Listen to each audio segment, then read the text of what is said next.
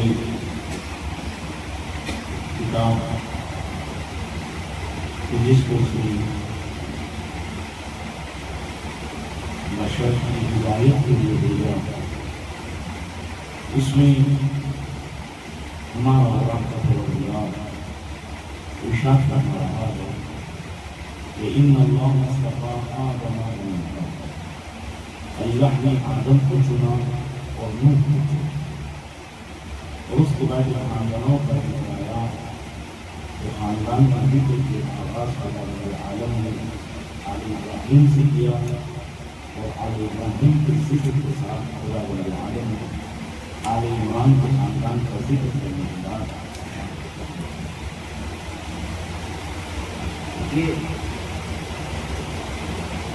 جب خدا رب العالم نے انسان کو خلق کرنا چاہا تو اس کے خلق کرنے سے پہلے خدا رب العالم نے ہر چیز کو خلق فرمایا کہ جو اس کی ضرورت تھی، ہر وہ چیز کی جو ضرورت بشریت تھی، احتیاج بشریت تھی، کہ جس کو انسان کی اپنی حیات میں اپنی زندگی میں ضرورت تھی، اس کو خلق فرمایا اور بقدر ضرورت خلق فرمایا۔ ایسا نہیں ہے کہ خدا رب العالم نے انسان کو بعد میں خلق کیا ہو اور پانی کو بعد میں برسایا۔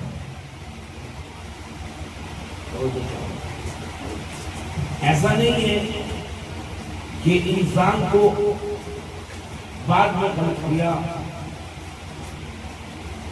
پہلے خلق کیا اور بعد میں اس کے غذا اور پانی کا انتظام کیا۔ نہیں، اللہ کا نظام یہ ہے کہ وہ بشریت کے وجود سے پہلے، انسان کے وجود سے پہلے اس کی ہر چیز کا انتظام کرتا ہے جو اس کو ضرورت میں پیش آنے والی، جو اس کو ضرورت اور احتیاج ہے، اس کا انتظام آنے سے پہلے کر دیتا ہے۔ جیسے ہی بچہ متولد ہوتا ہے، خدا رب عالم دودھ کے چشمے اس کی ماں کے سینے میں باہر آتا ہے اور اس کو غذا کا انتظام کرتا ہے۔ یہ نہیں ہے کہ پہلے وہ روئے گا تو پھر غذا کا انتظام کیا جائے گا، نہیں، خدا رب عالم نے یہ نظام ایسا رکھا ہے کہ ہم نے انسان کو پیدا کیا ہے، لہذا اس کی ضرورتوں کی، اس کی احتیاج کی، اس کے کام آنے والی چیزوں کا انتظام بھی ہم کریں اور اس کے آنے سے پہلے کریں۔ ایسا نہیں ہے کہ وہ بات پہلے آ جائے اور اس کی ضرورت کی چیزیں میسر نہ ہو۔ یہ تو دنیا کا نظام ہے، یہ تو ہمارا نظام ہے کہ چیزیں کم پڑ جاتی ہیں، ضرورت کی چیزیں کم پڑ جاتی ہیں، جس چیز کا انتظام کیا گیا ہو وہ انتظام بہتر نہ ہو، تو یہ نظام میں جو خلل ہے یہ ہمارے نظام میں خلل ہے، اللہ کے نظام میں خلل نہیں ہے۔ اور اس نے تو ایسا بہترین نظام انسان کے لیے مہیا کیا ہے کہ جس چیز کی جتنی زیادہ ضرورت ہے اس کو اتنا ہی زیادہ لگا دے، جتنی زیادہ ضرورت ہے اتنا زیادہ رکھا ہے۔ آکسیجن کی کتنی ضرورت ہے بتائیے آپ، آکسیجن کی کتنی ضرورت ہے؟ تقریباً 7 بلین انسان یا 7 بلین سے زیادہ انسان پورے عرض میں زندگی گزار رہے ہیں، تو کتنی آکسیجن کی ضرورت ہے؟ اللہ نے جتنی ضرورت ہے اس سے زیادہ آکسیجن انسان کے لیے مہیا کیا ہے۔ یہ نظام ہدایت ہے، یہ نظام خالق کائنات ہے۔ پانی کیا کہیں پہ پانی کی کمی ہے؟ نہیں، اللہ نے نظام ایسا بنایا ہے کہ پانی کے چشمے اتنے ہی بہنے ہیں جتنی انسان کی ضرورت ہے۔ حالانکہ ہمارے سرکاری رسالت امام جناب پیغمبر اسلام حضرت محمد بن عبداللہ صلی اللہ علیہ وآلہ وسلم نے ارشاد فرمایا پانی کے متعلق کہ پانی میں اسراف نہ کرو، اگر تم نہر کے کنارے ہی بیٹھے کیوں نہ ہو تب بھی پانی میں اسراف نہ کرو، پانی کا اسراف نہ کرو، یعنی اس کو مت فضول خرچی کرو۔ لہذا اللہ نے ہر ایک چیز کو اس کی ضرورت کے اعتبار سے انسان کے آنے سے پہلے اس کو مہیا کیا، لیکن اب انسان کی ضرورت ہے، اب انسان کی بھی کچھ ذمہ داری ہے۔ وہ ذمہ داری کیا ہے انسان کی؟ وہ ذمہ داری یہ ہے کہ اللہ نے تمہیں طاقتور بنایا، اللہ نے تمہیں طاقت دے کر بھیجا، اللہ نے تمہیں دماغ دے کر بھیجا، اللہ نے تمہیں فکر دے کر بھیجا، تو اب ضروری ہے تمہارے اوپر کہ تم اس غذا کو حاصل کرنے کے لیے اس طاقت کا استعمال کرو۔ اس غذا کو حاصل کرنے کے لیے کیا کرو؟ اس طاقت کا استعمال کرو جو خدا رب العالمین نے آپ کو عطا فرمائی ہے۔ اسی طریقے سے اس دماغ کا استعمال کرو، اس فکر کا استعمال کرو جو اللہ نے تمہیں عطا کی ہے۔ ایسا نہیں ہے کہ انسان اپنے گھر پہ رہے اور کھانا اس کے گھر میں آ جائے، نہیں ارباب اللہ۔ نظام ہدایت، نظام خدا رب العالم، نظام الہی ایسا نہیں ہے۔ نظام الہی یہ زنجیر کی صورت میں ہے کہ اگر اس نے قوت عطا کی ہے، اگر اس نے کھانے کا انتظام کیا ہے، کھانے کا بندوبست کیا ہے، اگر اس نے رزق کا بندوبست کیا ہے، تو انسان کو طاقت دے کر یہ بھی کہا ہے کہ تمہیں گھر سے نکلنا ضروری ہے تاکہ تم اپنے لقمہ اور اپنے پانی کا بندوبست کریں۔ کہاں سے کریں؟ کس طریقے سے کریں؟ توجہ چاہو، کہاں سے کریں؟ کس طریقے سے کریں؟ ایک شخص کما کر آ رہا تھا، پیسے لے کر آ رہا تھا، میں نے اپنی طاقت کا استعمال کیا اور طاقت کا استعمال کرنے کے بعد اس سے اس کی آمدنی، اس نے جو کمایا تھا وہ چھین لیا۔ نہیں، اللہ نے طاقت دی ہے لیکن طاقت کے ساتھ دماغ بھی عطا کیا ہے، فکر بھی دی ہے۔ ایسا نہیں ہے کہ تم دوسرے کی محنت پر اپنا قرضہ جما لو، نہیں، بلکہ ہم تمہیں دماغ دے رہے ہیں، ہم تمہیں فکر دے رہے ہیں، ہم تمہیں سوچنے کی صلاحیت دے رہے ہیں، نہیں، بلکہ ضروری ہے کہ تم اس کی آمدنی کا بھی احترام کرو، اپنی آمدنی کا بھی احترام کرو، اس کے خون کا بھی احترام کرو، اپنے خون کا بھی احترام کرو، اپنی طاقت کا بھی احترام کرو، اس کی طاقت کا بھی احترام کرو۔ تمہارے اوپر ضروری ہے کہ تم اپنی محنت سے کماؤ،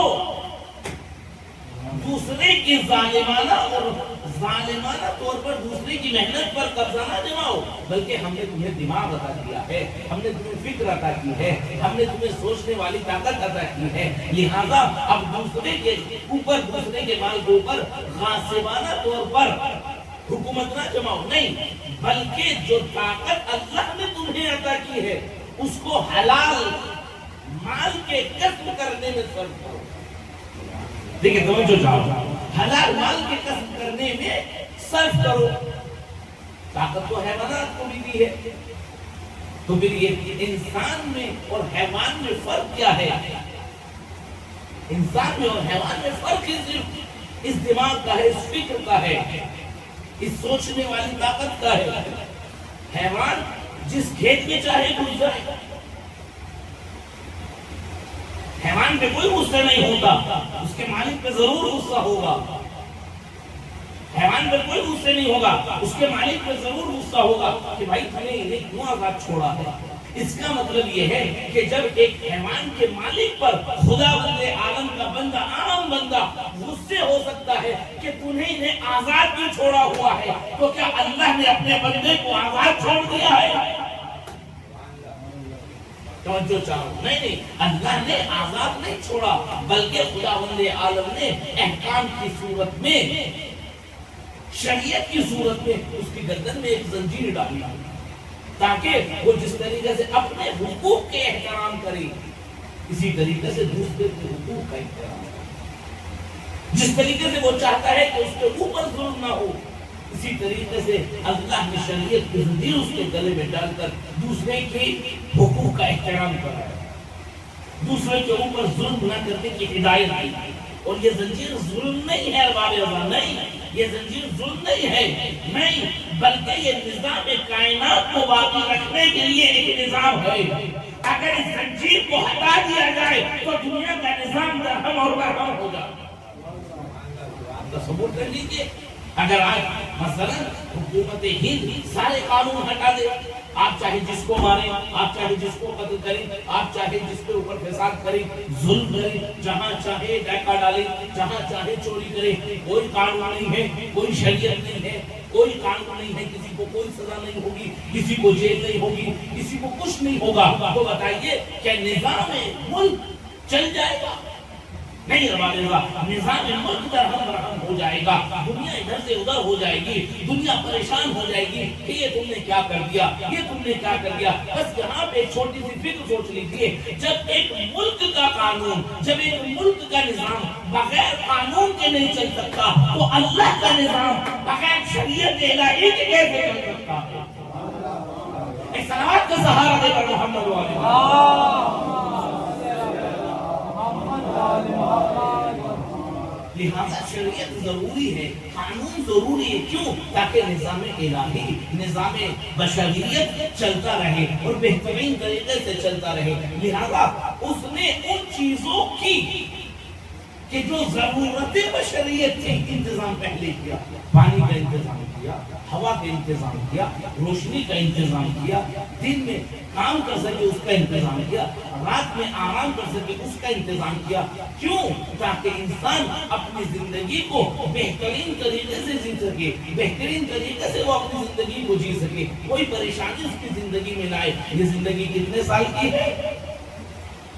50 سال، 60 سال، 70 سال، 80 سال، 90 سال یا 100 سال۔ اس نے اس 100 سالہ زندگی کے لیے تو ہر چیز کا انتظام کیا، پانی بھی ہو، ہوا بھی ہو، دن بھی ہو، رات بھی ہو، کہکشائیں بھی ہو، کھانا بھی ہو، پانی بھی ہو، سب چیز ہو کہ جو ضرورت بشریت ہے، جو ضرورت بشریت ہے، جو احتیاج آدمیت ہے وہ سب ہو۔ لیکن یہاں کے بعد کی زندگی سمجھو چاہو، یہاں کے بعد کی زندگی کہ جس کی کوئی حد نہیں ہے، وہ 100 سال نہیں ہے، وہ 1000 سال نہیں ہے، وہ تابد ہے۔ اب مجھے بتائیے کہ 100 سال کی زندگی کے لیے تو اس نے انتظام کیا، مگر یہاں سے بعد والی زندگی کا بھی انتظام کیا کہ نہیں کیا؟ بالکل کیا، اور وہ بھی جس طریقے سے ضرورت بشریت کو بشر سے پہلے دنیا میں انتظام کیا، اسی طریقے سے ہدایت کا انتظام اس نے بشریت سے پہلے کیا۔ بشر کے آنے کے بعد نہیں کیا ہدایت کا انتظام، بلکہ بشریت سے پہلے کیا۔ کیا؟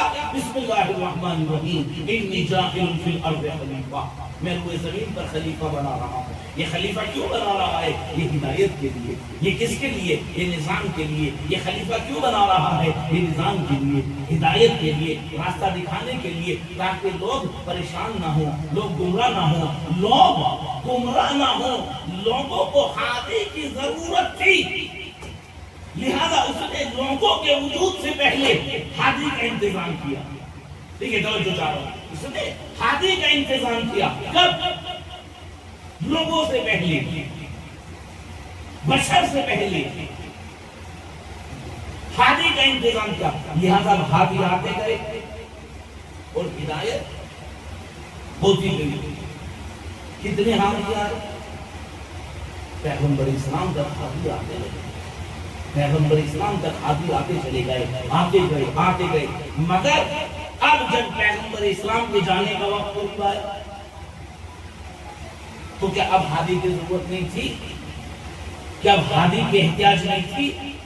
کیا اب ہادی کی ضرورت ختم ہو چکی تھی؟ نہیں، ارباب اعزاز، اس نے ہوا کو پیدا کیا، ہوا موجود ہے۔ رزق کو پیدا کیا، رزق موجود ہے۔ آسمان کو انسان کے لیے پیدا کیا، آسمان موجود ہے۔ زمین کو انسان کے لیے پیدا کیا، انسان موجود ہے۔ اس نے دریا بہائے انسان کے لیے، دریا موجود ہے۔ اس نے کہکشاؤں کو انسان کے لیے پیدا کیا، کہکشائیں موجود ہے۔ اس نے خنزیروں کو انسان کی ہدایت کے لیے پیدا کیا، خنزیریں موجود ہے۔ اس نے قمر اور شمس کو انسان کی ہدایت کے لیے پیدا کیا، قمر اور شمس موجود ہے۔ اس نے ہر ایک چیز کو انسان کی ہدایت کے لیے پیدا کیا۔ تو مجھے کہنے دیجئے کہ جب اس 100 سالہ زندگی کے لیے اس نے ساری چیزوں کو پیدا کیا اور ساری چیزیں موجود ہیں، تو پھر پیغمبر کے جانے کے بعد ہادی کی ضرورت کیسے ختم ہو سکتی ہے؟ ہادی کی ضرورت، ایک امام کی ضرورت، ایک رہبر کی ضرورت، ایک قائد کی ضرورت، ایک قوم کو چلانے والا خالق کی ضرورت کیسے ختم ہو سکتی ہے؟ نہیں، یہ نظام ہدایت ہے، یہ نظام الہی ہے، یہ نظام خالقیت ہے، یہ نظام خالق کون ہے کہ جب تک دنیا رہے گی، توجہ چاہ رہا ہوں، جب تک ضرورت بشریت، ضرورت انسانیت وجود میں رہے گی، تب تک ایک ہادی کی ہدایت کی ضرورت پڑتی رہے گی۔ تو یہ دنیا کا وجود بتائے گا کہ ہادی بھی ہے، اس کی ہدایت بھی موجود ہے۔ صلوات پڑھے گا محمد وعلیہ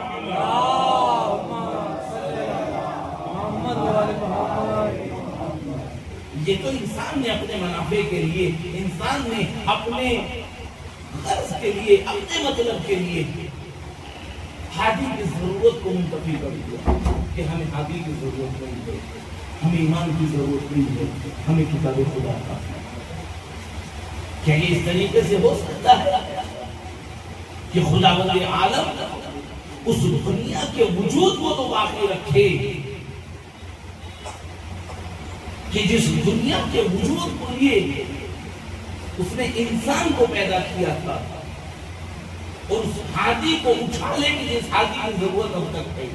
خداوند عالم حدیث قدسی میں ارشاد فرماتا ہے، بسم اللہ الرحمن الرحیم، اے محمد، ہم نے دنیا میں جو بھی کچھ پیدا کیا ہے وہ تیرے لیے پیدا کیا، اگر تو نہ ہوتا تو ہم اس دنیا کو خلق نہ کرتے، اس دنیا کا یہ آسمان کا شامیانہ نہ بچھاتے، یہ زمین کا فرش نہ بچھاتے۔ اے محمد، اے میرے پیغمبر، اے میرے حبیب، آپ کی ذات ہمیں اتنی محبوب ہے کہ ہم نے اس دنیا کو آپ کا صدقہ بنا کر پیدا کیا ہے۔ توجہ چاہ رہا ہوں، اس دنیا کا صدقہ، آپ کا صدقہ، اس دنیا کی صورت میں ہم نے دنیا کو بنایا ہے۔ یہ آسمان آپ کے صدقے میں پیدا ہوئے، یہ زمینیں آپ کے صدقے میں پیدا ہوئی، یہ بہتے ہوئی نہریں آپ کے صدقے میں پیدا ہوئی، یہ چاند اور سورج آپ کے صدقے میں پیدا ہوئے۔ کوئی بھی چیز تصور سے خالی نہیں ہے، جتنی بھی چیزیں آپ تصور کر سکتے ہیں وہ سب کے سب پیغمبر کے صدقے میں پیدا ہوئے۔ پیغمبر کا وجود بابرکت تھا کہ ان چیزوں کے وجود آئے، ان چیزوں کو خدا نے پیدا کیا۔ اب مجھے انصاف سے بتائیے، 28 سفر سن 11 ہجری پیغمبر چلے گئے، پیغمبر نے دنیا کو رخصت کر دیا، پیغمبر دنیا سے رخصت ہو گئے، پیغمبر نے دنیا کو الوداع کہہ دیا۔ تو اب مجھ کو یہ بتائیے کہ مہمان کے جانے کے بعد کیا ڈیکوریشن وہ مکان ایسا ہی رہتا ہے؟ ایک صاحب کی شادی ہوئی، ایک ہال کو مرتب کیا گیا، ہال کو مزین کیا گیا، اس میں ڈیکوریشن کی گئی، ساری چیزوں کو آمادہ کیا گیا۔ اب شادی ہو گئی، مہمان آئے، مہمانوں نے سب کچھ استفادہ کیا، ہر چیز سے استفادہ کیا، شادی ہو گئی، مہمان اپنے اپنے گھر چلے گئے، تو کیا وہ ہال اسی طرح باقی رہے گا؟ نہیں، ارباب اعضاء، اس کے جو منتظمین ہیں وہ اس کے ہال کو، صاحب ہال کو کہیں گے کہ بھیا اب ہماری شادی ختم ہو چکی ہے، آپ اپنا ہال اٹھا لیجئے، آپ اپنا پنڈال اٹھا لیجئے۔ اس کا مطلب یہ ہے کہ جس کے لیے انتظام کیا ہو اگر وہ رہنے کے بعد چلا جائے تو چیزیں ختم ہو جاتی ہیں۔ اب مجھے بتائیے، پیغمبر کے لیے خدا نے کہا کہ ہم نے ہر چیز ذرے سے لے کر آفتاب تک، آفتاب سے لے کر کہکشاؤں تک، کہکشاؤں سے لے کر جنت تک، ہم نے ہر چیز تمہارے لیے پیدا کی۔ پیغمبر 28 سفر 11 ہجری کو اس دنیا کو الوداع کہہ کر چلے گئے، مگر دنیا کا وجود بتا رہا ہے، توجہ چاہ رہا ہوں، بھائی دنیا کو الوداع کہہ کر چلے گئے۔ جب الوداع کہہ کر چلے گئے تو مجھے یہ بتائیے تھے کہ جب دنیا کو الوداع کہہ کر چلے گئے تو جس کے صدقے میں خلق ہوئی تھی، جب وہ چلا گیا تو دنیا کو بھی چلا جانا چاہیے تھا، دنیا کو بھی ختم ہو جانا چاہیے تھا۔ چاند ختم ہو جاتا، سورج ختم ہو جاتا، زمینیں اور آسمان ختم ہو جاتی، کہکشائیں ختم ہو جاتی، چندیلیں ختم ہو جاتی، نہریں ختم ہو جاتی، مگر آج ان سب چیزوں کا وجود بتا رہا ہے کہ کل بھی ایک محمد تھا اور آج بھی ایک محمد باقی ہے۔ صلوات پڑھے پر محمد وعلیہ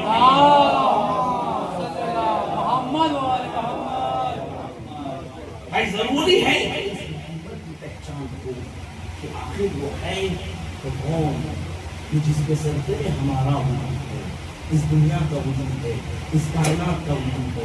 لہذا اللہ نے کیا کہا؟ ان اللہ اصطفیٰ آدم، خدا بند عالم نے آدم کو چنا۔ جب آدم کو چنا، بس یہاں پہ دو نقطے بحث آپ کی خدمت میں بیان کرنا چاہتا ہوں، لطیف نکات میں، اس کے بعد میں آگے بڑھوں گا۔ اللہ نے کیا کہا کہ انی جاعل فی الارض خلیفہ، میں زمین پر ہوئے زمین پر ایک خلیفہ بنانے والا ہوں۔ جیسے ہی یہ کہا کہ وہ زمین پر ایک خلیفہ بنانے والا ہوں، اور پھر فرشتوں سے کہا کہ جب میں اس میں اپنی روح پھونکتی تو تم روح کے سب سجدے میں چلا جانا۔ روح پھونکی گئی، سب فرشتوں نے سجدہ کیا، مگر ابلیس نے سجدہ نہیں کیا۔ ابلیس نے سجدہ نہیں کیا، بلکہ کیا کہا؟ اپنے استدلال پیش کیا۔ دیکھیں توجہ چاہوں، استدلال پیش کیا۔ استدلال ابلیس کیا ہے یہ سنیں، آپ کو ابلیس کا استدلال سن کر لطف آئے گا۔ استدلال ابلیس کیا ہے؟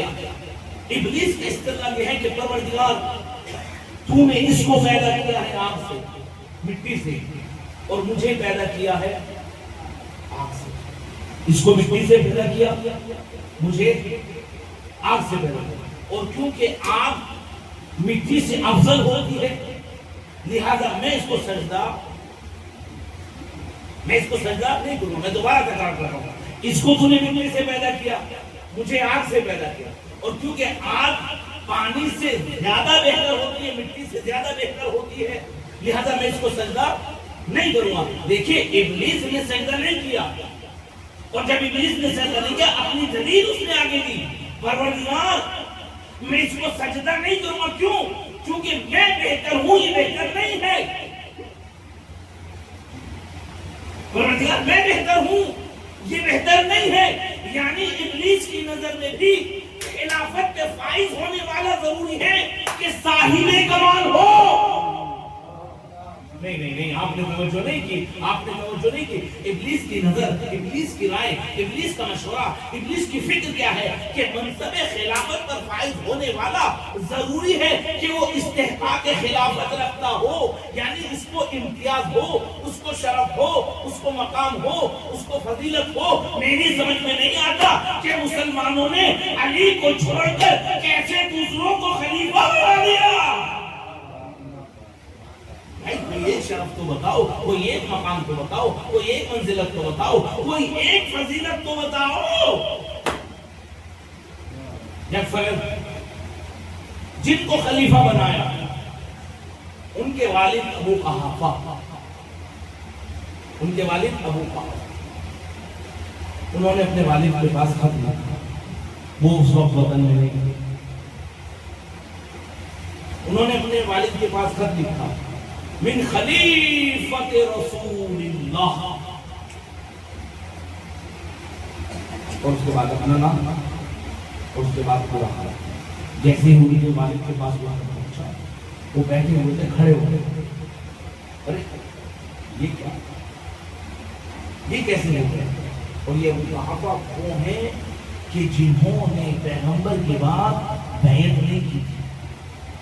ان افراد میں نام ہے ابو قحافہ کا، یعنی خلیفہ اول کے والد صاحب کا۔ ان افراد میں آتا ہے کہ جنہوں نے اپنے بیٹے کی بیعت نہیں کی تھی۔ میں ایسے نہیں کہہ رہا ہوں منبر سے، میرے پاس دلیل ہے کہ اپنے بیٹے کی بیعت نہیں کی تھی۔ ان افراد میں تھے کہ جنہوں نے خلیفہ اول کی بیعت نہیں کی تھی، لہذا جیسے ہی ان کے والد کے پاس ان کا خط پہنچا، اس میں لکھا ہے من خلیفۃ رسول اللہ، تو پریشان ہو گئے ان کے والد، یہ کیسے ہو جائے گا؟ علی کو ہوتے ہوئے قدیر خون نے علی کو خلیفہ بنایا، علی کو منصب عطا کیا، علی کو تاج پوشی کی، علی کو ہاتھوں پر اٹھا کر اعلان کیا من کنت مولا فحسبہ، تو یہ کیسے ہو گیا؟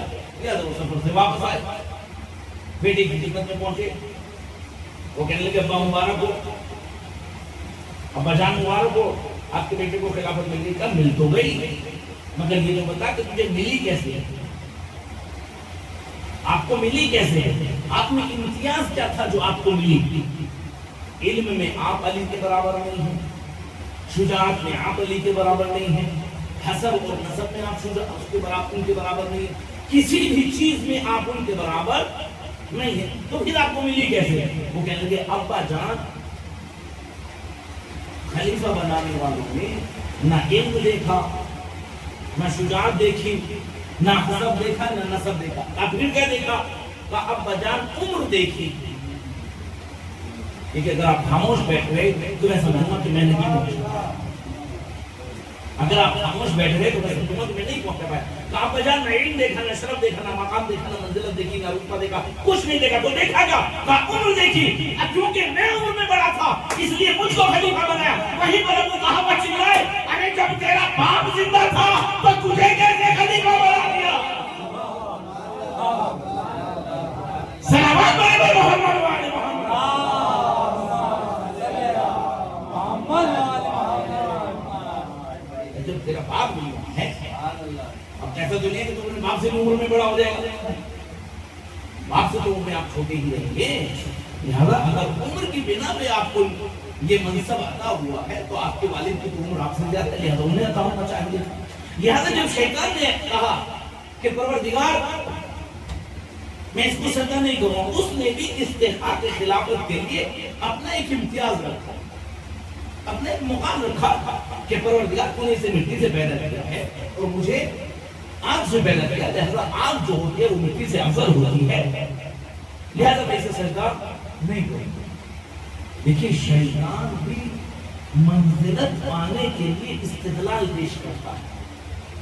استدلال کہ مقام اس کو ملنا چاہیے جو مقام کا حقدار ہو.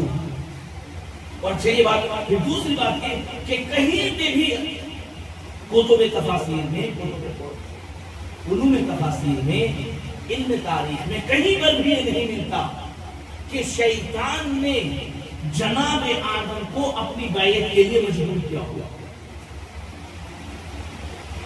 میں شاید میں بات نہیں پہنچا پایا. قرآن میں، تفسیر میں، کسی بھی چیز میں کہیں پر یہ نہیں ملتا کہ شیطان نے جناب آدم کو اپنی بیعت کے لیے مجبور کیا. کہیں پر نہیں ملتا. آپ اٹھا لیجیے کتاب، اٹھا لیجیے. یہ ہے کہ میں سجدہ نہیں کروں گا. کہیں قرآن میں یہ لکھا ہو کہ اے آدم تم میری بیعت کرو، میں خلافت کا زیادہ مستحق ہوں، تم میری بیعت کرو، میں خلافت کا زیادہ مستحق ہوں، تم میری بات کرو، میری بیعت کرو، میرے ہاتھ پہ بیٹھ کو. کہیں پر نہیں ملتا کہ ابلیس نے اللہ کے سامنے یہ کہا ہو کہ پروردگار میں اس سے افضل ہوں لہذا اس سے کہو یہ میری بیعت کرے. میری سمجھ میں نہیں آتا کہ آج کا مسلمان قرآن کیوں نہیں سمجھتا، آج کا مسلمان قرآن کیوں نہیں سمجھتا. وہ ابلیس ہو کر بھی آدم سے خلافت نہیں مانگ رہا. اب آپ تصور کریں کہ جو علی سے بیعت مانگ رہا ہے وہ کتنا بڑا ابلیس ہوگا. صلوات پڑھیں محمد والے محمد.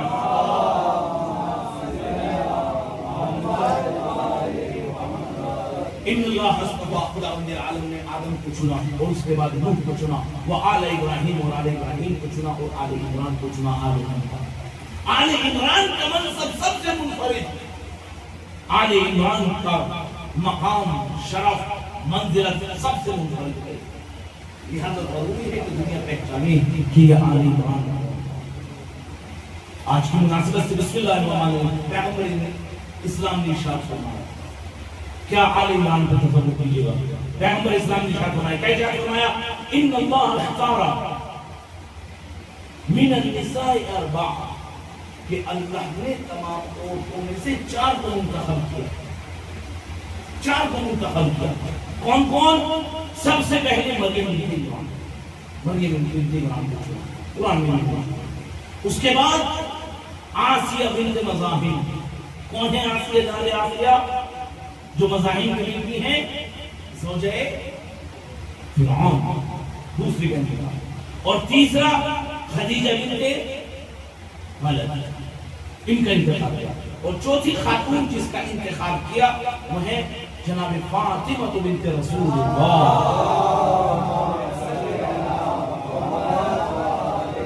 لہذا 4 خاتون کا انتخاب خداوند عالم نے کیا. پہلی خاتون کون؟ مریم بنت عمران. دوسری زوجہ فرعون. تیسری جناب خدیجہ اور چوتھی جناب صدیقہ. اب یہ انہی کا انتخاب کیوں ہوا؟ 4 کا انتخاب کیوں ہوا؟ تاکہ آپ کو آل عمران سمجھ میں آئے. یہ 4 ہی کا انتخاب کیوں ہوا؟ اب علماء کہتے ہیں یہ خداوند عالم نے 4 خواتین کا انتخاب اس لیے کیا اور صرف انہی کو چنا. وہ کیوں؟ اس لیے کہ ان کے ذریعے ایک معصوم کی حفاظت کی گئی.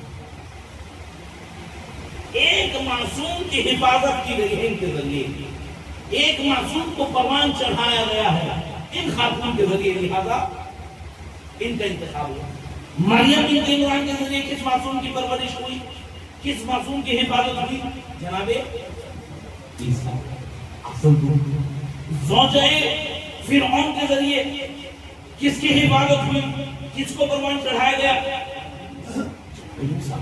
30 سال تک جناب موسیٰ نے جناب موسیٰ کی پرورش کی ہے، جناب آسیہ نے 30 سال تک، لہذا ان کا انتخاب ہوا۔ اس کے بعد خدیجہ بنت خویلد کس معصوم کی حفاظت کی ہے؟ جناب پیغمبر اسلام۔ اس لیے کہ اگر خدیجہ اپنا مال نہ دیتی تو اسلام اس طریقے سے نہ ہوگا جس طریقے سے اب ہے۔ جناب خدیجہ نے اپنا مال دیا تو اللہ نے خدیجہ کے مال کو اپنا مال پایا۔ اے پیغمبر، ہم نے تمہیں اپنا مال دے کر غنی بنایا۔ اللہ، نہیں آپ نے توجہ نہیں کی۔ اے پیغمبر، ہم نے تمہیں اپنا مال دے کر غنی بنایا۔ جو اسلام کی خیرات لوٹ کر غنی بنے وہ اور ہوتے ہیں، جو خدیجہ کے مال سے غنی بنے وہ پیغمبر ہوتے ہیں۔ سلامات پڑھیں گے محمد وعلی محمد۔ اور آخر میں جناب فاطمہ، جناب صدیقہ۔ اب آئیے ان چاروں خواتین میں فرق کیا ہے؟ بھائی جناب مریم کا بھی انتخاب کیونکہ معصوم کی حفاظت، جناب آسیہ کا انتخاب کیونکہ جناب فرعون کی حفاظت، جناب موسیٰ کی حفاظت، اور جناب خدیجہ کا انتخاب کیوں؟ اس لیے کہ پیغمبر کی حفاظت۔ جناب فاطمہ کا بھی انتخاب کیونکہ علی کی حفاظت کی ہے۔ لیکن ان چاروں خاتون میں فرق کیا ہے؟ یہ فرق یہ ہے کہ چاروں جنتی ہیں، چاروں جنتی ہیں، مگر جو آخری والی ہے وہ سیدۃ نساء العالمین ہے۔ نہیں آپ نے توجہ نہیں کی۔ دیکھیں جناب آسیہ بھی، جناب مریم بھی جنتی ہے، جناب آسیہ بھی جنتی ہے، جناب خدیجہ بھی جنتی ہے، اور جناب زہرا بھی جنتی ہے، مگر فرق یہ ہے کہ جناب مریم خاتون جوانان جنت میں جانے والی عورتوں کی سردار نہیں ہے، آسیہ جنت میں جانے والی عورتوں کی سردار نہیں ہے۔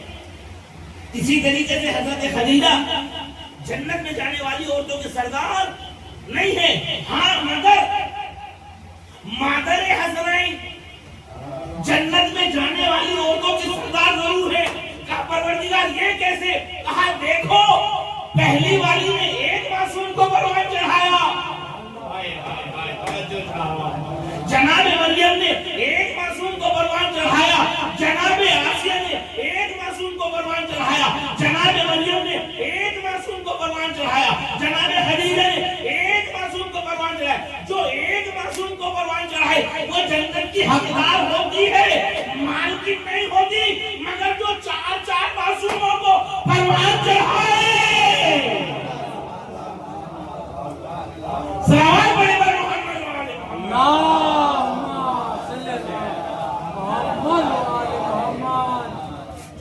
چار معصوموں کی حفاظت کرے، جو چار چار معصوموں کو پروان چڑھائے وہ جنت کی مالکن ہوتی ہے۔ اسی لیے کہا کہ بیوی کیا ہے؟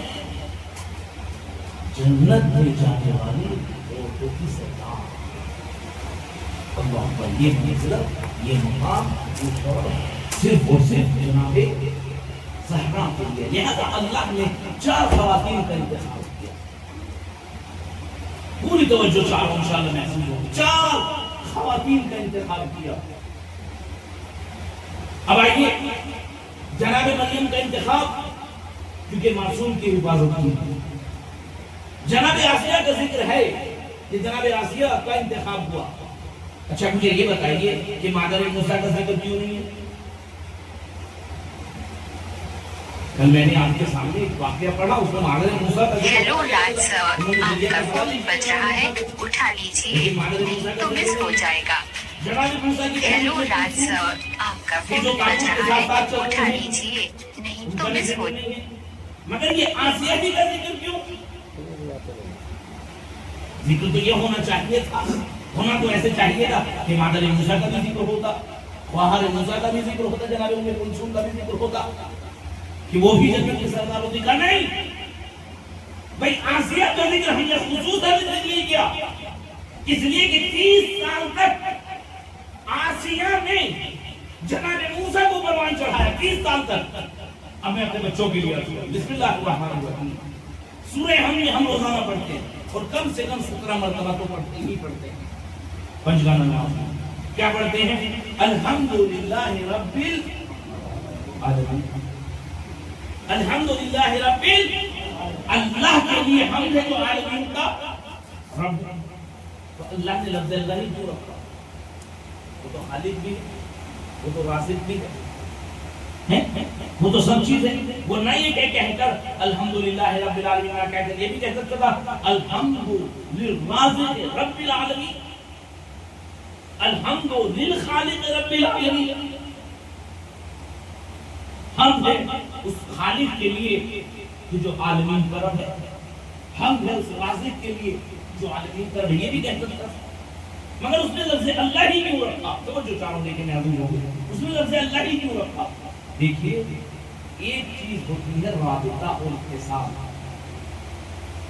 رابطہ اور اتصال. مجھے گھر بنانا ہے، گھر بنوانا ہے، لہٰذا میں کس چیز کو بلاؤں گا؟ مٹیریل کی بات کروں، مہمان کو بلاؤں گا جو مہمان اس کو بنا، اس مہمان کو بلاؤں گا جو گھر کو بنا. مہمان نے گھر بنا دیا تو کیا مہمان اب بھی میرے ساتھ رہے گا؟ نہیں، اس نے گھر بنا دیا ہے. اب گھر کا اور اس کا ختم کیونکہ گھر مکمل ہو. اسی طریقے سے مجھے پلمبر کی ضرورت کب تک ہوگی؟ بتائیے مجھے پلمبر کی ضرورت کب تک ہوگی؟ جب تک کہ گھر میں پلمبرنگ نہیں ہوتی، کمپلیٹ نہیں ہوتی. ادھر پلمبرنگ کا کام کمپلیٹ ہوا ادھر پلمبر کی ضرورت ختم. اسی طریقے سے پینٹ جو پینٹ کرتے ہیں، رنگ کرتے ہیں، مجھے اس کی ضرورت کب تک ہوگی؟ جب تک گھر میں رنگ نہیں ہوتا تب تک. مگر ادھر ضرورت ختم ادھر کام تمام خدا حافظ. لہذا مہمان کا اور گھر کا رابطہ تب تک ہے جب تک گھر نہ بنے. دوسری ضرورتوں کی ضرورت اس وقت تک ہے جب تک کہ ضرورت ہے. خداوند عالم کہلا سکتا تھا الحمدللہ الحمدللہ رب العالمین، مگر اس میں رب نہیں تھا کیونکہ جب تک رزق مل رہا تھا تب تک رب تھا. رزق ملنا ختم ہو جاتا رب ختم ہو جاتا. اللہ نے یہ نہیں کہا نہیں بلکہ اللہ نے کہا الحمدللہ رب العالمین، ہم تمہاری حفاظت کرتے ہیں، تم ہماری نگہبانی میں ہو، لہذا ہم اللہ کے لیے ہے. یعنی رابطہ تمام عمر تک ہے، اول حیات سے لے کر آخر حیات تک. اس کا مطلب یہ ہے کہ جو حیات دے وہ مہم نہیں ہے، جو حفاظت کرے وہ مہم ہے.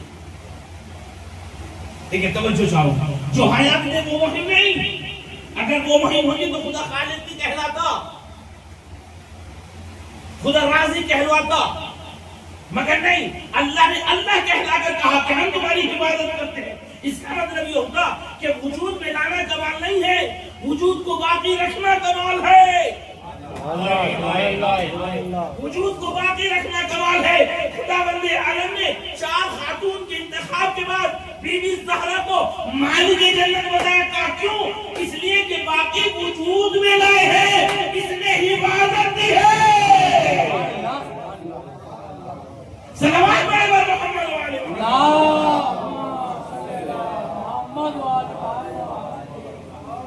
اس نے اور اس کی اولاد نے حفاظت کی ہے. اگر زہرا نہ ہوتی، اولاد زہرا نہ ہوتے، آل عمران نہ ہوتے تو کیا دین کی حفاظت ہو پاتی نہیں. ہو پائے گا. دین کی حفاظت اگر کسی نے کی ہے تو وہ اولاد بس. جتنی محنت اور جتنی مصیبت اور جتنے مسائل کے لیے آپ دین کے لیے برداشت کیے کسی نے آپ مستقل حسین اور علی امام حسین سے کیا کرتے. اور باب اعظم آج 8 محرم اور 9 کی شب امام حسین صرف 2 دن کے مہمان. اللہ 7 محرم کو ماہی بند ہو گیا، یعنی آج کے دن امام کے خیام سے العطش کی صدائیں بلند ہو گئی. اللہ امام کے خیام سے العطش کی صدائیں بلند ہو گئی. مجھے نہیں معلوم کہ امام کو کس طریقے سے صرف کیا ہوا، لیکن ہاں یہ ضرور ہے کہ اللہ کے لیے صرف کیا. ارباب اعزاز، یہ بات آپ سب حضرات جانتے ہیں اور سب عزادار جانتے ہیں کہ جناب عباس کو امام حسین نے کربلا کے لیے مانگا. اللہ جناب عباس کو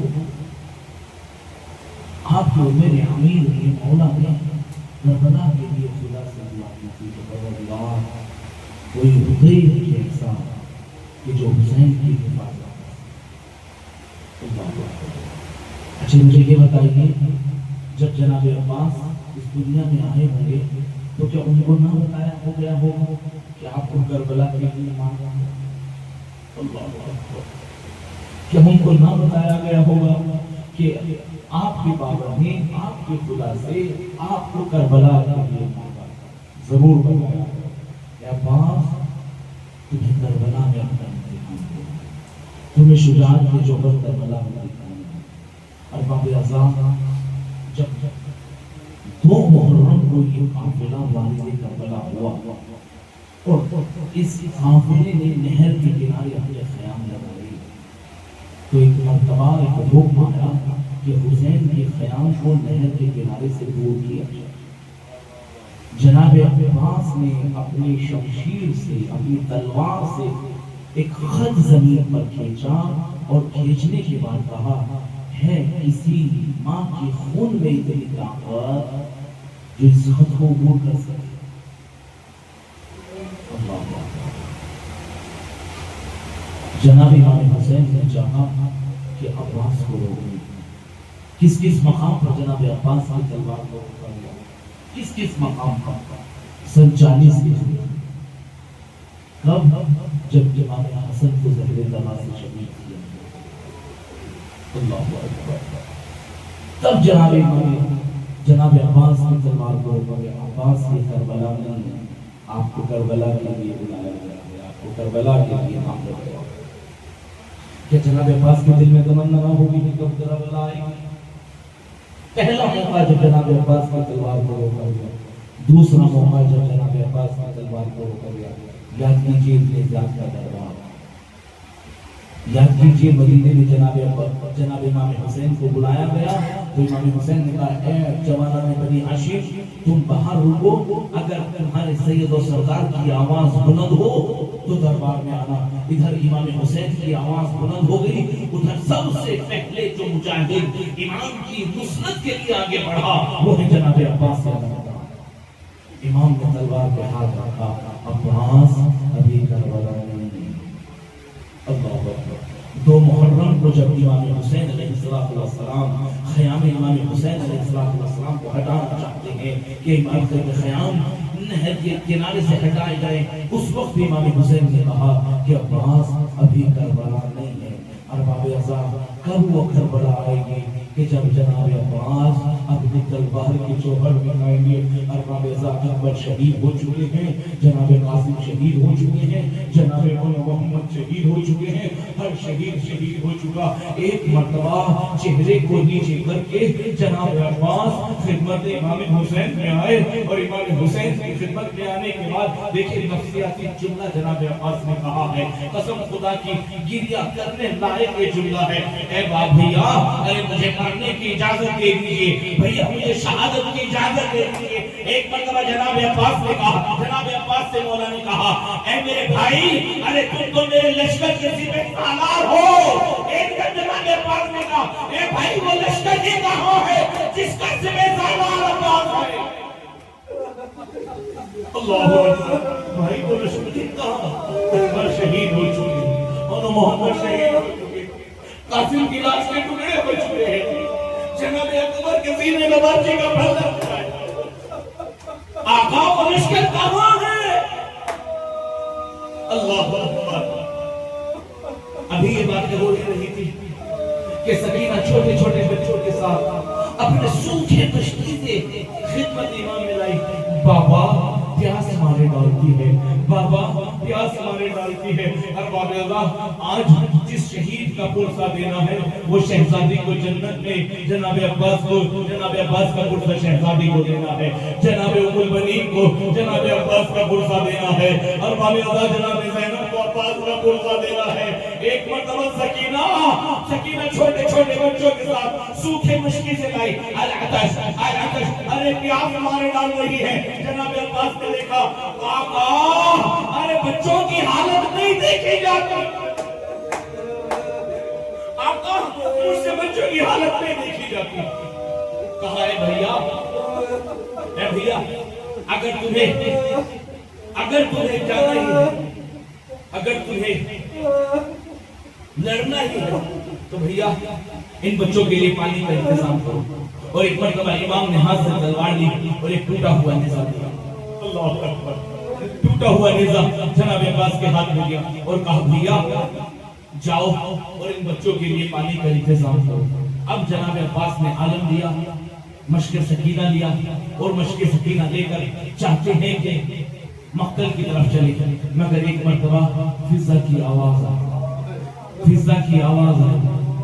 کہ علی کی شہزادی آپ کو بلا رہی ہے. اور باب اعظم علی کی شہزادی کا حکم آیا, علی کی بیٹی کا حکم آیا. جناب عباس نے اپنی نظروں کو نیچے کیا اور ایک مرتبہ شہزادی کے خیمے میں آئے, اور شہزادی کے خیمے میں آنے کے بعد مقاتل بیان کرتے ہیں کہ جناب عباس اس طریقے سے خیمے سے نکلے کہ جیسے کسی جوان کا لاشا ارے خیمے سے نکلتا ہو. اب جناب امام حسین جناب عباس مقتل کی طرف جانا چاہتے ہیں. جناب سکینہ نے بچوں سے کہا, اے روتے ہوئے بچوں رک جاؤ, اے روتے ہوئے بچوں خاموش ہو جاؤ, اے پیاسے بچوں خاموش ہو جاؤ. دیکھو میرا چچا عباس جا رہا ہے, اب تمہاری پیاس ختم ہو جائے گی, اب تمہیں پانی مل جائے گا. میرا چچا ارے پانی لینے کے لیے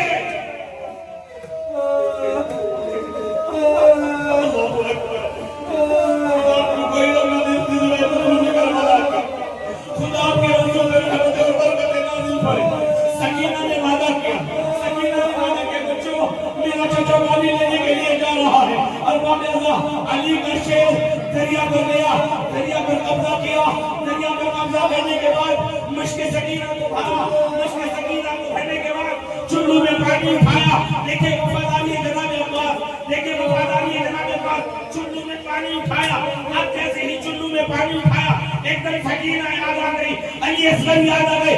3 دن کا پیاسا ہے علی کا شیر, مگر سکینہ کی پیاس یاد آتے ہی چلو میں جو پانی تھا دریا کے منہ پر مارا اور کہا ارے جب تک سکینہ پیاسی ہے علی کا شیر پیاسا رہے. اللہ اکبر, ارے بھاگی ہوئی فوجیں واپس آئی, بھاگی ہوئی فوجیں واپس آئی. اب امام حسین جناب عباس کی تمنا یہ ہے, آرزو یہ ہے کہ پانی خیام میں پہنچ جائے, پانی سکینہ تک پہنچ جائے. سنیے گا پانی خیمے تک پہنچ جائے.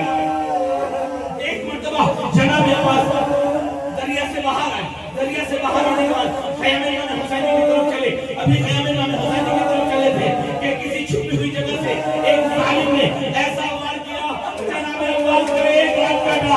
اللہ اکبر, ایک ہاتھ سے اگر کھانے ہوئے ہیں, دانتوں سے مشکی سے پکڑے ہوئے ہیں. ارے کسی غریب نے دوسرے بازو پر وار کیا, ارے جناب عباس کے دونوں بازو ختم ہو گئے.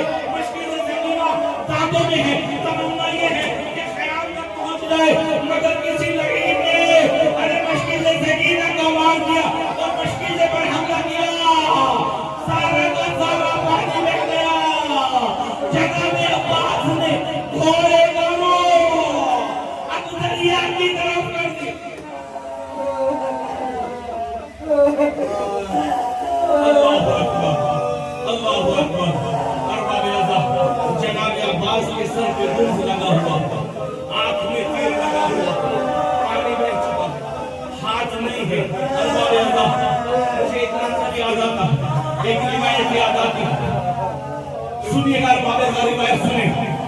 روایت سنیں جس وقت شب عاشور جس وقت شاہجہاں میں جناب زینب پہلا دے رہی ہے امام علی آئے ہیں اس وقت جناب زینب کہتے ہیں بابا آپ اس وقت کہاں تھے بابا آپ اس وقت کہاں تھے بابا اس وقت کہاں تھے ایک مرتبہ جناب زینب پوچھ کے بابا مجھے بتائیے سب سے زیادہ آپ کو مصیبت کہاں پر ہوئی جناب علی اکبر کی شہادت کے وقت آپ موجود اصغر کی شہادت کے وقت آپ موجود مولانا محمد کی شہادت کے وقت آپ موجود بابا یہ بتائیے سب سے زیادہ آپ کو اذیت کہاں ہوئی کہا بیٹا نہ مجھے اکبر کی شہادت پہ اذیت ہوئی نہ مجھے مولانا محمد کی شہادت پہ اذیت ہوئی نہ مجھے قاسم کی شہادت پہ اذیت ہوئی بیٹا مجھے سب سے زیادہ اذیت اس وقت ہوئی اس لیے کہ جب بھی کوئی شہید ارے گھوڑے سے نیچے آتا تھا وہ اپنے ہاتھوں کو میرے گلے میں ڈال لیتا تھا ارے مگر جب عباس ارے گھوڑے سے نیچے آ رہا تھا عباس کے بازو نہیں تھے علی کو اپنے شیر کو سنبھالنے میں سب سے زیادہ